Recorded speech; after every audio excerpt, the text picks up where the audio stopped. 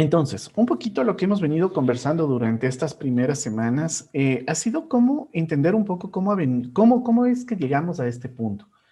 Durante algunos años se venía dando un tratamiento especial a la hora de desarrollar software.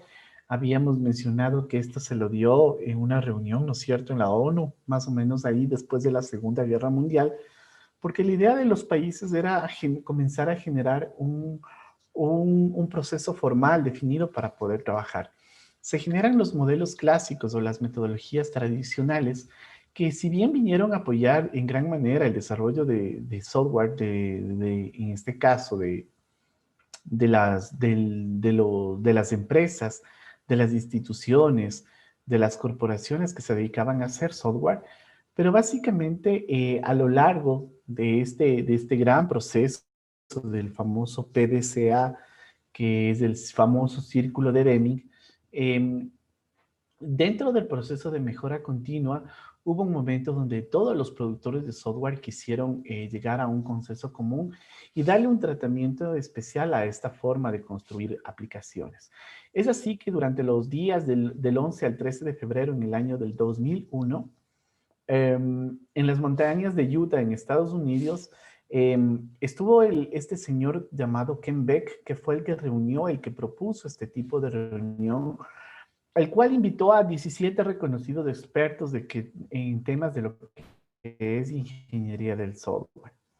Entre los expertos estaban aquellos que posteriormente fueron los fundadores y creadores de las metodologías como Scrum, XP, Crystal, de SDM, Stream Programming, desarrollo de software adaptativo, el famoso FDD, entre otros. Todos ellos formaron parte de este grupo de 7 personas que hasta ese momento no se habían generado ningún tipo de este tipo de metodologías. ¿Cuál fue el objetivo de esta reunión? Pues el objetivo fue debatir, buscar alternativas a los procesos tradicionales. Obviamente que estos procesos tradicionales estaban caracterizados obviamente por la rigidez y la dependencia que se tenía a la hora de planificación. Al final, los firmantes de este manifiesto coincidían que se debía hacer el software de una manera sumamente diferente, que el software tenía que comenzar a potencializar a los equipos, que el software no debía constituirse en una herramienta en la cual los proyectos generaran pérdidas. Entonces, para dar respuesta a todo esto, y fue justamente el hecho de establecer este tipo de reuniones, esta reunión que se hizo, de la cual aparece este manifiesto ágil. Este manifiesto ágil se produce como consecuencia de la alianza, de la famosa Alianza Ágil, que es una organización actualmente vigente sin ánimos ni fines de lucro, justamente dedicada a promover el desarrollo ágil de software y apoyar a las instituciones que quieran adoptar esta forma de trabajo. Los métodos ágiles no son una metodología, es una mentalidad, es un comportamiento guiado por un conjunto de valores y principios comunes reconocidas como el manifiesto ágil, que obviamente fue el resultado de la inclusión de estas 17 personas cuando se reunieron a debatir de este punto. De hecho, hay una historia un poco sui generis sobre este tema se menciona de que durante la reunión, durante los primeros momentos de la reunión, nadie se ponía de acuerdo. Y hay un relato de uno de los participantes que comenta que dejaron de hablar del tema, que todos los 17 participantes comenzaron a tomar whisky y que después de algunas copas de que habían todos tomado un poco de whisky, comenzaron a retomar esto y comenzaron a fluir los acuerdos, comenzaron a fluir, hubo simbiosis a la hora de trabajar sobre este manifiesto y algo que él decía era, ¿no?, que de pronto lo que no pudieron hacerlo en los primeros momentos con, con ideas, del alcohol lo hizo posible. Es una de las historias que relataba uno de estos 17 participantes bueno, en uno de sus libros menciona esto acerca del manifiesto. Este manifiesto ágil obviamente está constituido, aquí tomemos en cuenta 4 valores fundamentales, los cuales derivan 12 principios. Es decir, el manifiesto ágil es una nueva mentalidad, una forma de hacer, una forma diferente de hacer las cosas, pero están basados básicamente en cuatro valores principales y 12 principios que se derivan a partir de estos valores. Eh, todo aquel, toda forma de trabajo, todo marco de trabajo que se denomine ágil, obviamente debe poner en práctica estos principios y estos valores de una manera vinculante. El ADN de la agilidad tiene grabados a fuego los cuatro valores, es decir, que nosotros cuando comencemos a trabajar en temas de agilidad o cuando ya vayamos profundizando en lo que son los modelos y metodologías ágiles, estas metodologías no pueden llamarse ágiles si es que no ponen en práctica estos cuatro valores y principios y los principios que vamos a mencionar a continuación. De hecho, esta imagen me gusta mucho y la incluí aquí justamente cuando hablamos de agilidad, porque la agilidad, miren, representa eso. La agilidad no representa un esquema de presión. En la agilidad nosotros vamos a ver claramente a la gente colaborando, trabajando entre sí. En la agilidad vamos a ver artefactos como por ejemplo el tablero que tenemos en el fondo. Es un tablero de progreso, de trabajo. Vamos a tener, si ustedes se fijan en la parte izquierda, cuando nosotros hablamos también de agilidad, hablamos de compromisos, aunque ahí no exista ninguna letra que diga compromisos, del mismo hecho, miren que tengamos un tablero en el cual estamos segmentando, ¿no es cierto?, los avances del proyecto, eso significa que hay compromisos que se van cumpliendo. Entonces, todas estas cosas. Y si ustedes se fijan también, los programadores tienen como una carita de felicidad, ¿no?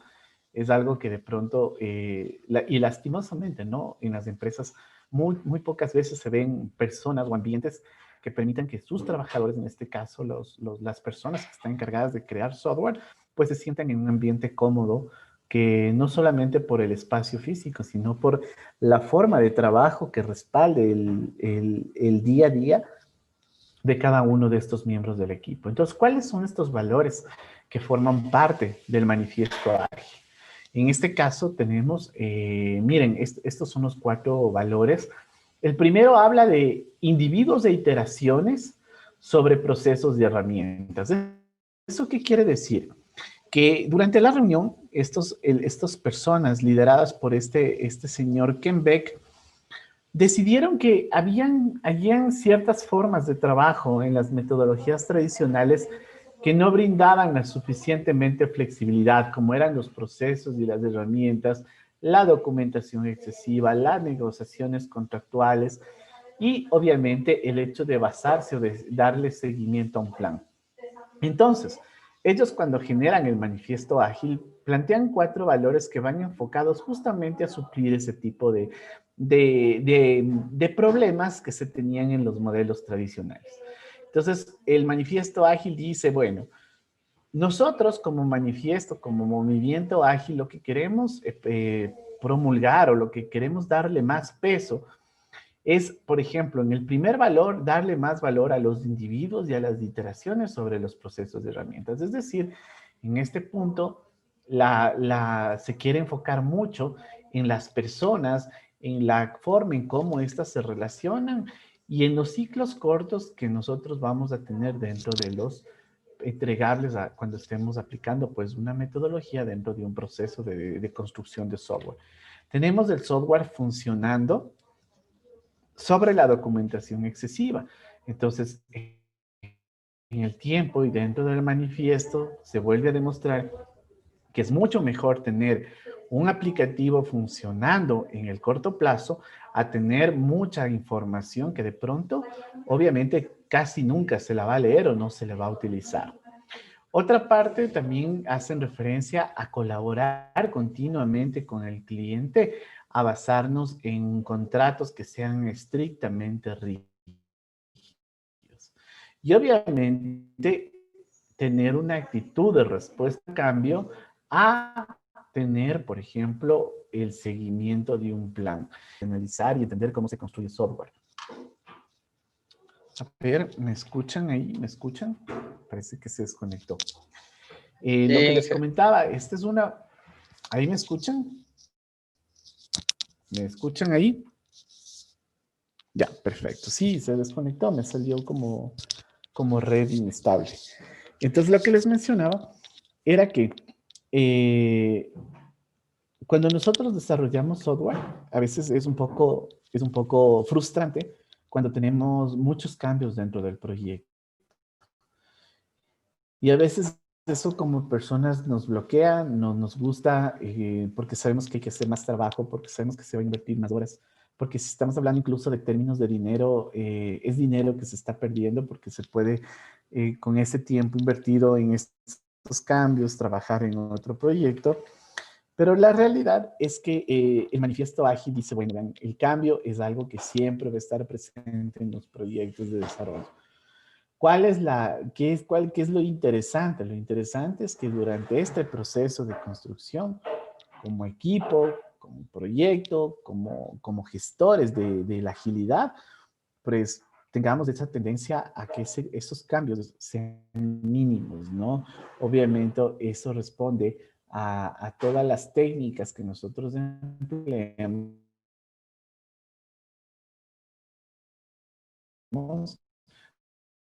o a las mejores prácticas para la licitación de requerimientos. Un poquito de contenidos, vamos a hablar de los individuos de iteración sobre procedimientos. Las metodologías ágiles se caracterizan por algo, y ese algo es que estas metodologías siempre van a valorar y van a tratar siempre de resaltar el recurso humano. Esto como un principal factor de éxito. Entonces, a diferencia de las otras metodologías o de las otras maneras de trabajo, donde se enfocaba mucho más en el proceso, en el producto, en la producción, en la documentación, acá va el principal factor de éxito que consideran las metodologías ágiles es el recurso humano. Entonces, por eso es importante que el recurso humano que forma parte de los equipos tiene que ser un recurso humano calificado, con capacidades técnicas, con capacidades de comunicación, con facilidades para trabajar en equipo, para adaptarse al entorno y sobre todo, miren, aquí hay un aspecto importante, es el hecho de poder interactuar convenientemente con el usuario. Cuando dice convenientemente, esa palabra no está así por así suelta ahí en el texto. Lo que eso quiere decir es que nosotros debemos tener la capacidad y la habilidad para poder tener una buena comunicación con el usuario. Recordemos que en este tipo de procesos es el usuario la persona que va a interactuar de manera súper importante en este caso con nosotros como equipo.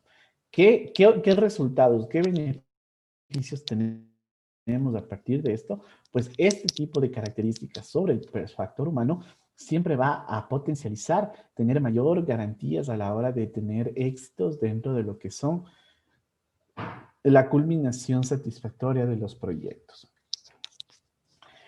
Luego de las iteraciones, podemos hablar también que las metodologías ágiles reconocen que es más importante construir un buen equipo de trabajo que las mismas herramientas y procesos, ¿no?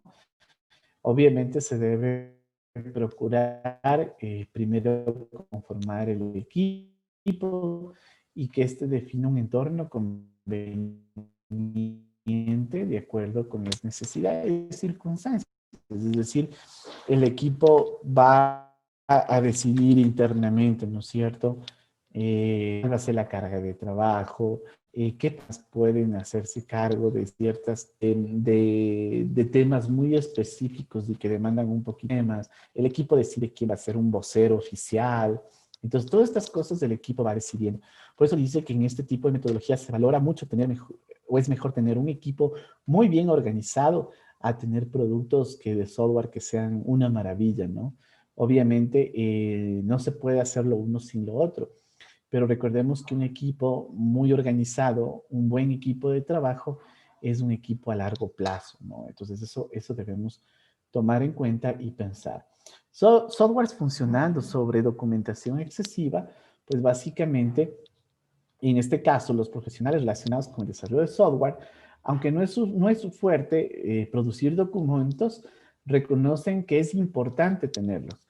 Pero también es importante que reconocer que cuando uno está documentando, se invierten tantos recursos de tiempo y de dinero al momento de al momento de documentar. En este sentido, las metodologías ágiles siempre van a respetar la importancia de la documentación como parte del proceso. Sin embargo, con la misma claridad hace énfasis que se deben producir la menor cantidad de documentos y tener solamente los documentos estrictamente necesarios. Los documentos cortos deben ser cortos y limitarse a lo fundamental, dando prioridad al contenido, que en este caso, más que a la forma de la presentación.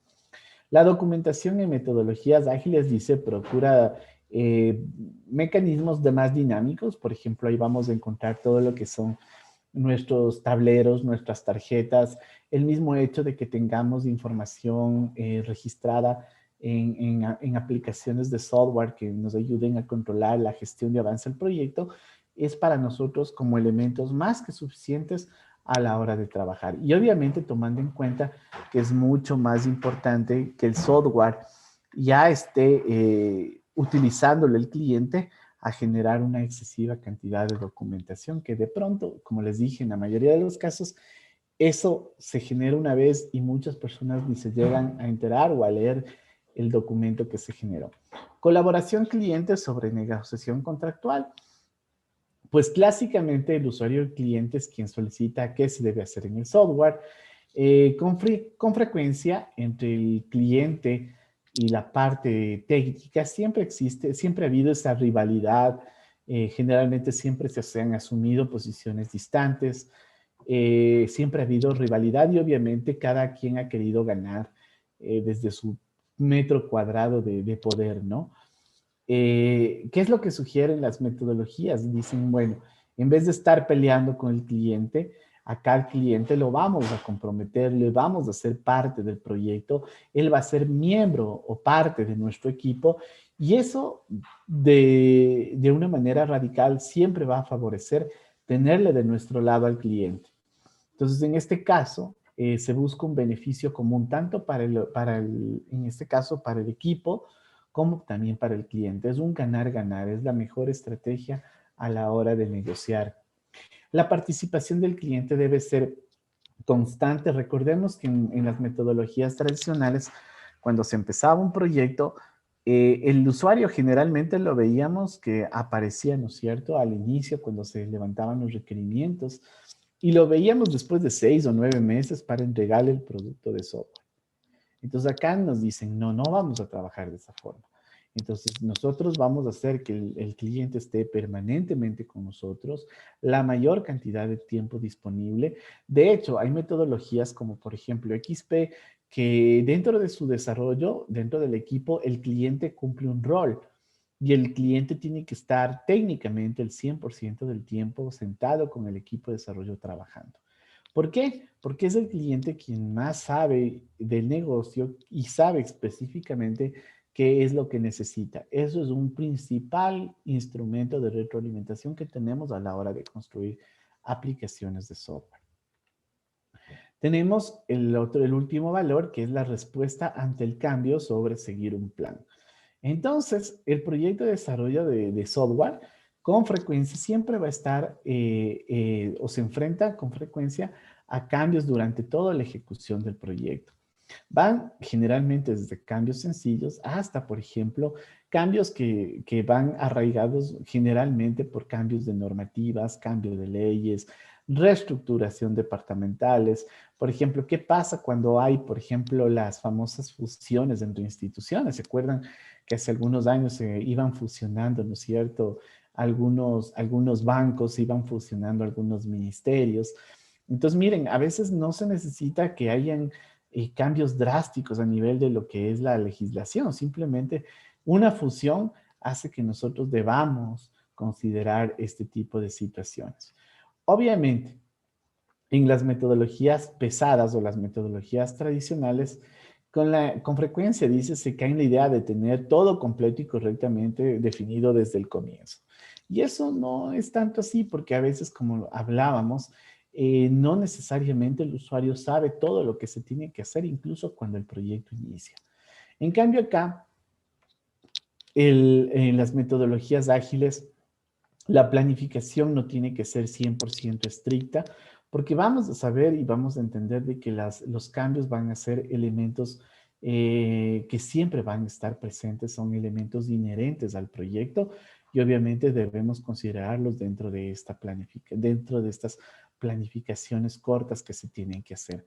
Una buena estrategia, miren, como decíamos, es hacer planificaciones lo más detalladas posibles, pero para semanas cortas de trabajo, lo que se conoce como las famosas iteraciones. Y obviamente, a medida de que el producto va creciendo, ¿no es cierto? Vamos a ir teniendo mucho más control, incluso sobre el crecimiento propio del producto. Así como hablábamos de los valores, vamos a hablar ahora de los principios. Son 12 principios que vamos a revisarlos. Por ejemplo, el primer principio habla, bueno, hablamos, ¿no es cierto?, de la prioridad de satisfacer al cliente. Tenemos principios que se van enfocado, por ejemplo, de que aceptar los requisitos incluso en etapas tardías del desarrollo, en entregar software frecuentemente entre 2 semanas y 2 meses. Eso se refiere al periodo de las iteraciones. Aquí nosotros podemos ver los 12 principios de manifiesto ágil y los vamos a ir detallando uno por uno a continuación. Entonces, el primer principio habla de que la mayor prioridad es satisfacer al cliente mediante entregas tempranas y continuas de software con valor. Entonces, aquí hay algunas dos frases muy importantes. Primero, lo que son, bueno, la necesidad de satisfacer al cliente con entregas tempranas. Es decir, a diferencia de las metodologías tradicionales, nosotros no nos vamos a ver después de 6 meses, de 9 meses con el cliente. Nosotros nos vamos a ver con el cliente después de unos 2 semanas a 15, de 2 semanas a 2 meses, con el fin de ir haciendo una entrega progresiva del producto. Es decir, supongamos que usted se está haciendo su casita, entonces si usted estuviera con el arquitecto y haciendo una analogía, es como que el arquitecto le dice, verá, en 2 semanas le voy a tener ya listo puesto los cimientos, venga a ver. Y en un mes vamos a planificar ya tener hecho la losa del piso de la planta baja y las paredes. Puede venir a ver. Y luego vamos a hacer el segundo piso en el siguiente mes y en el tercero, cuarto piso. En el quinto mes vamos a enlucir. Entonces, lo que va viendo usted en el tiempo es lo que usted obviamente le iba diciendo al arquitecto que vaya construyendo. Entonces, acá es igual. Nosotros vamos a ir haciendo a ese gran proyecto que nosotros teníamos, lo vamos a dividir en partes pequeñitas y esas entregas tempranas significa que nosotros vamos a ir entregando partes de mi software en función de los requerimientos, de la prioridad y las necesidades que tenga el usuario. Y hay otra frase que dice continuas de software con valor, es decir, que este software que nosotros estamos entregando tiene que generar un valor agregado. Es decir, supongamos que estamos haciendo un proyecto y dicen, bueno, nuestra primera entrega es el diseño de la base de datos. Pregunta, ¿el diseño de la base de datos es una entrega de software con valor al usuario? Pues la verdad es no, porque nosotros no le estamos entregando nada funcional a los usuarios, ¿no es cierto? Entonces, por ende, ¿qué es lo que nosotros tenemos que entregar?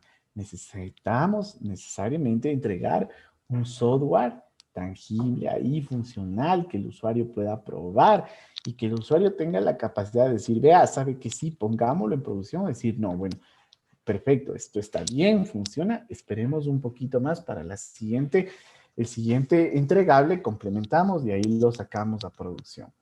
Entonces, por eso tomamos en cuenta de que estos elementos tienen que estar continuamente entregando un valor agregado a lo que nosotros vamos como equipo. El segundo valor es aceptar los requisitos, que los requisitos cambien incluso en etapas tardías del desarrollo. Dice, los procesos ágiles aprovechan el cambio para proporcionar ventaja competitiva al cliente. Entonces, en algunos proyectos nos vamos a dar cuenta que los cambios de requerimientos no solamente ocurren al inicio o en la mitad, incluso pueden ocurrir al final. ¿Esto por qué se suscita?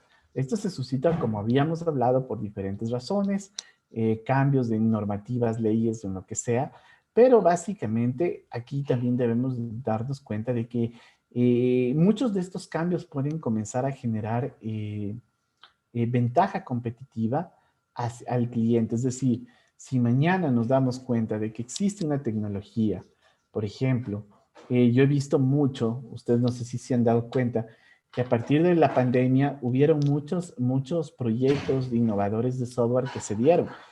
Y muchos de los proyectos antiguos que se utilizaban estaban solamente ligados, ¿no es cierto?, a hacer de pronto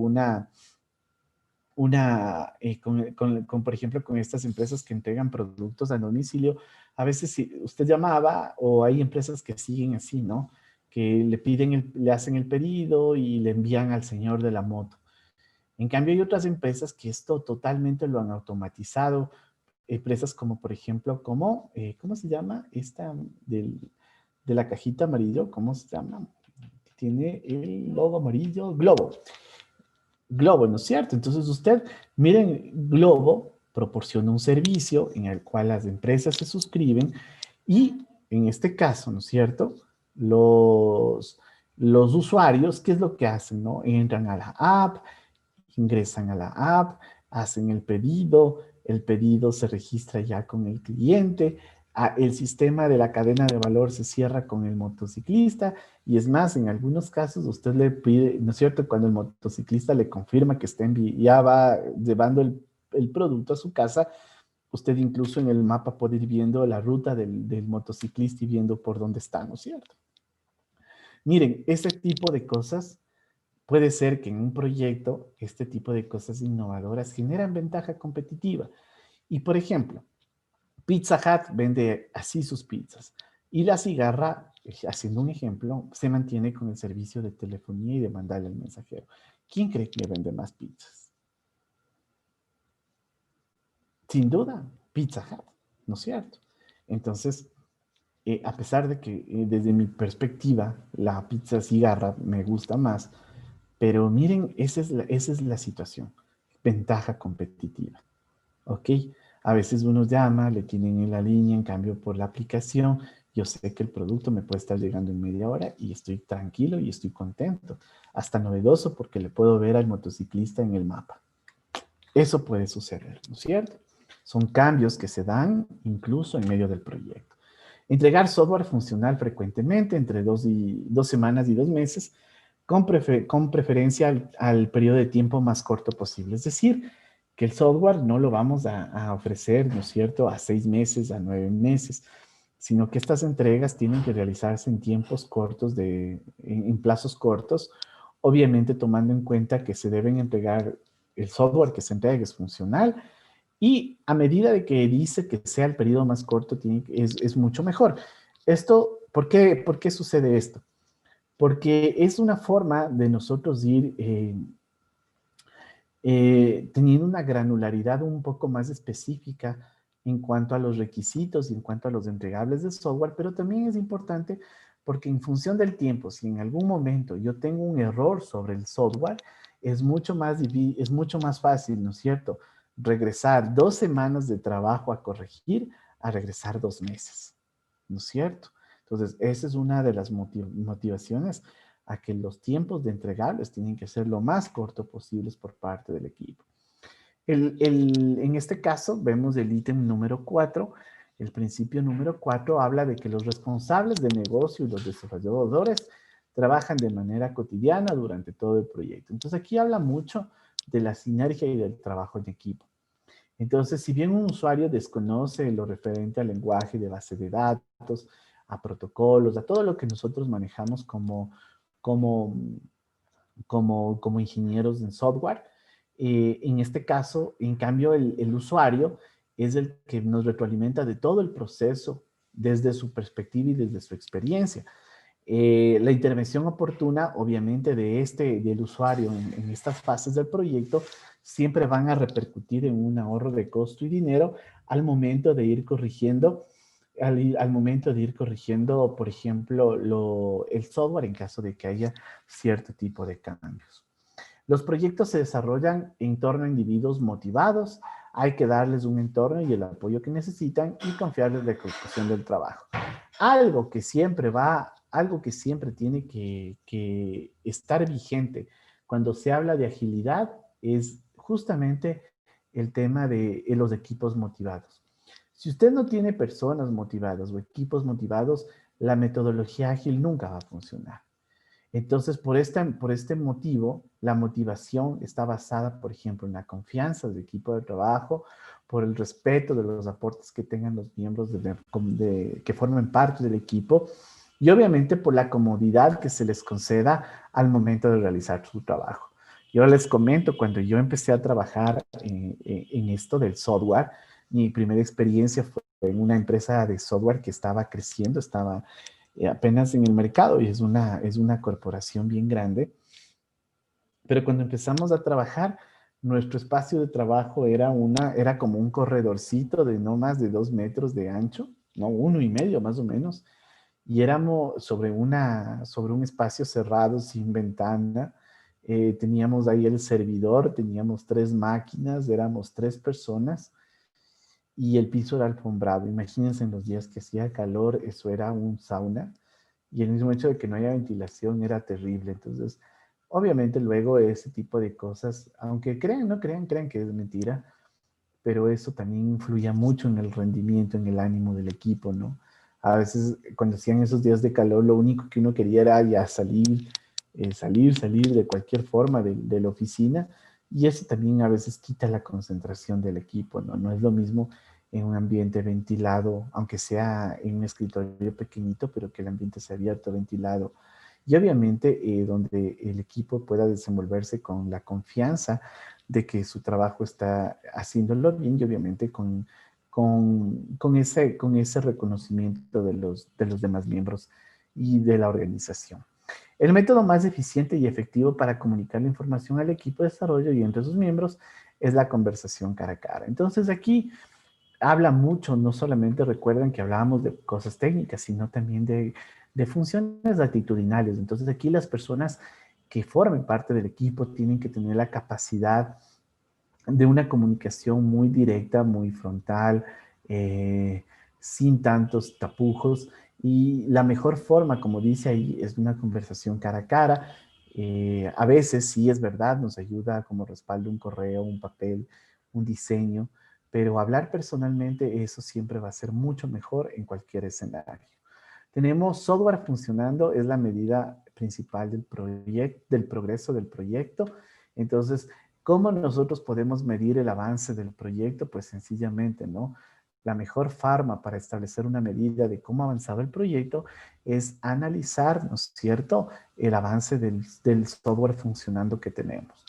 Si yo sé que tengo que hacer un sistema de inventarios y, por ejemplo, quiero ver mi software, qué tengo funcionando y no tengo prácticamente más que el login de usuario y de pronto el registro de productos, eso me habla de que mi proyecto no ha avanzado. Pero si por allá ya tengo la lectura, el registro, el CARDEX, la salida, el ingreso de productos, pues estoy hablando de que ya mi software está mucho más completo, ¿no es cierto? Por ejemplo, los procesos ágiles promueven el desarrollo sostenible. Los promotores desarrolladores y usuarios debemos ser capaces de mantener un ritmo constante de forma indefinida. Es decir, hay que entender aquí también algo que es muy importante, que dice, lo urgente no se imponga sobre lo importante. Es verdad. Generalmente nosotros cuando estamos trabajando en la industria del software, generalmente todas las cosas son para ayer, es decir, todas las cosas hay que hacerles rápido, de urgencia, y es una dinámica de trabajo sumamente rápida. Pero hay que entender algo, que lo urgente no se interponga a lo importante. Por eso es necesario una planificación sumamente adecuada, saber conocerse como equipo, saber que el equipo va a tener una unidad de progreso, una medida de progreso a la hora de trabajar. No todos los equipos trabajan a la misma velocidad, entonces por eso es importante tomar en cuenta esto, ¿no? Obviamente que el ritmo de trabajo de los equipos es independiente, ¿no es cierto? un equipo de personas que estén trabajando ya algunos años, que tengan un nivel de experticia un poco más profundo, no va a ser igual que un equipo nuevo, ¿no? Entonces, por eso es importante que este ritmo que habla el principio tiene que primero salir de la condición natural del equipo y obviamente a este ritmo hacerlo constante y si es posible irlo mejorando. La atención continua a la excelencia técnica y el buen diseño mejora la agilidad. Es decir, los aspectos técnicos cuando nosotros estamos desarrollando software tienen que ser sumamente altos, independientemente de la cantidad y la complejidad de software que estemos trabajando. La calidad, dice, tiene que verse desde dos perspectivas, la del usuario y la del equipo desarrollador.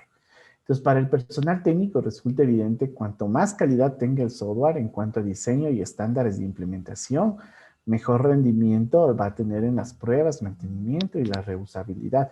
Y obviamente cuando este producto salga ya a producción. La calidad es un elemento indispensable, necesario y que tiene que estar vigente durante todo este proceso. La simplicidad, dice, es el arte de maximizar la cantidad de trabajo no realizado es esencial. Entonces, miren algo aquí interesante. Dice que se estima que el cliente nunca usará el 90% de la funcionalidad que se implementa sin que él lo haya solicitado. Algunas veces es verdad. A nosotros nos han dicho, bueno, uno de los principios es que nosotros como ingenieros de software debemos ser diligentes, ¿no es cierto? Tenemos que un poquito anticiparnos a las cosas y promover cosas de pronto innovadoras, positivas. Pero aquí nos enfrentamos con una realidad, que no, miren, cuando un usuario no nos pide un requerimiento, es decir, a mí el usuario me dijo, por ejemplo, mire, necesito que cuando arranque el aplicativo tener una interfaz donde yo ponga, por ejemplo, el número de cédula o el número de orden y la orden se me cargue. Yo digo, bueno, pero a ese un número, a este buscador yo le voy a agregar, ejemplo, le voy a agregar, por ejemplo, la fecha, un rango de fechas, un pedido, ta, ta, ta, ta, ta, ta, ta, ta, ta, ta, ta, ta, ta, ta.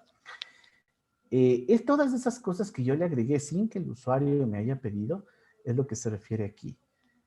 Y me dice que el 90% de todo lo que yo agregué sin que el usuario me lo pida, eso nunca lo va a usar. Por eso la simplicidad también es un arte de abstracción. Y cuando nosotros estamos abstrayendo este tipo de soluciones, obviamente hay que aprender a centrar los esfuerzos en lo que realmente es importante. ¿Ok? Si funciona bien, dejarlo así. Entonces, eso es algo que debemos entender y también la capacidad de abstraer las cosas. Un software que se abstrae a un nivel muy, muy alto, siempre va a ser un mejor sistema que aquellos que hacemos estrictamente específicos. ¿Qué otro principio tenemos? Tenemos también que las mejores arquitecturas, requisitos y diseños emergen de equipos autoorganizados. Es decir, cuando el equipo ya tiene esta capacidad de conocerse, cuando el equipo tiene una madurez básica, cuando el equipo ya ha comenzado a trabajar en proyectos, entonces obviamente los aportes que hace el equipo como tal siempre van a ser los mejores sobre el proyecto que se va a desarrollar. Porque obviamente es muy diferente a que como en las metodologías tradicionales, ¿no? A nosotros nos decían, a ver, hagan esto. Y nosotros, oye, pero ¿y cómo? A ver, hay una arquitectura de promedio. No, no, no, no. Usted haga, solucione. Entonces, cada quien hacía las cosas por su cuenta o por su defecto. Alguien que estaba enamorado con un lenguaje de programación o una determinada tecnología pedía que específicamente se la construya en función de eso. Cuando sabíamos que habían tecnologías con las cuales se podían hacer un mejor trabajo, ¿no es cierto? Y de pronto pensando en que los tiempos de mantenimiento también iban a ser mucho mejores. Entonces, por eso es importante que, miren, nunca habla de una persona en sí, sino que siempre estamos haciendo referencia a que todo este conjunto de mejores cosas emergen generalmente de los equipos de trabajo. Y el principio número 12 dice que a intervalos regulares del equipo reflexiona de cómo puede ser más efectivo para que a continuación ajustar y perfeccionar su comportamiento en secuencia. Es decir, siempre van a haber un tiempo de retrospectiva en los cuales los equipos van a tener un tiempo para decir, bueno, a ver, ¿cómo nos ha ido en estos primeros entregables? De pronto por ahí nos damos cuenta de que no estábamos capacitados, por ejemplo, para programar en Flutter, o alguien dice, mire, es que yo nunca había trabajado con Angular, o sabe que de pronto el problema mayor que tuvimos fue que como teníamos que hacer el desarrollo con los equipos nunca tuvimos en la oficina, eso imposibilitó de que tengamos pruebas exhaustivas con el aplicativo. Entonces, miren, todas estas cosas que surgen a partir de las experiencias tienen que ser analizadas, porque el equipo tiene que prepararse, obviamente, para casos futuros, procurando de que estos errores que en su momento se dieron, no volverlos a repetir. Y si es que hay algo que gestionar para que el equipo pueda mejorar, pues como en los casos que habíamos dicho, no, a ver, si es que no sabíamos Flutter, bueno, compremos un curso y lo hacemos todos. Si los equipos no estaban en la oficina y tuvimos poco tiempo para probar con ellos, bueno, pidámosle al cliente que nos dé un equipo para, obviamente, probarlo, instalarlo y con una buena batería de pruebas, pues los llevamos a producción. Entonces, dentro de esto, existen varias propuestas a la hora de hablar de las implementaciones del manifiesto ágil. Existen varias propuestas de cómo implementar los principios y valores sobre los que hemos venido conversando durante esta tarde. Y dentro de esto se encuentran las metodologías como Scrum, como las metodologías, el Crystal Methodologies, tenemos el famoso DSDM, tenemos el desarrollo de software adaptativo, tenemos los DFDD y tenemos también los famosos Lean Development. Tenemos varias líneas por las cuales nosotros podemos aplicar. No existe un solo camino.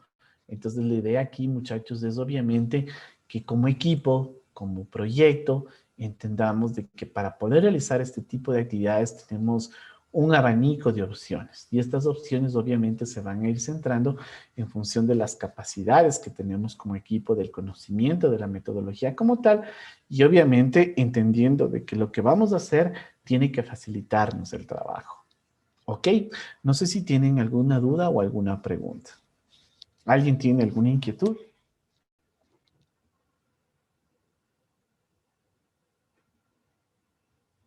Ok. Si no existe preguntas o inquietudes, chicos, vamos a quedar aquí. Dios mediante, nos veríamos la siguiente semana. Por favor, seguir repasando. Estén pendientes del aula virtual. Y bueno, chicos, nos vemos, si Dios quiere, lo permite, el próximo día lunes. Una buena tarde con todos.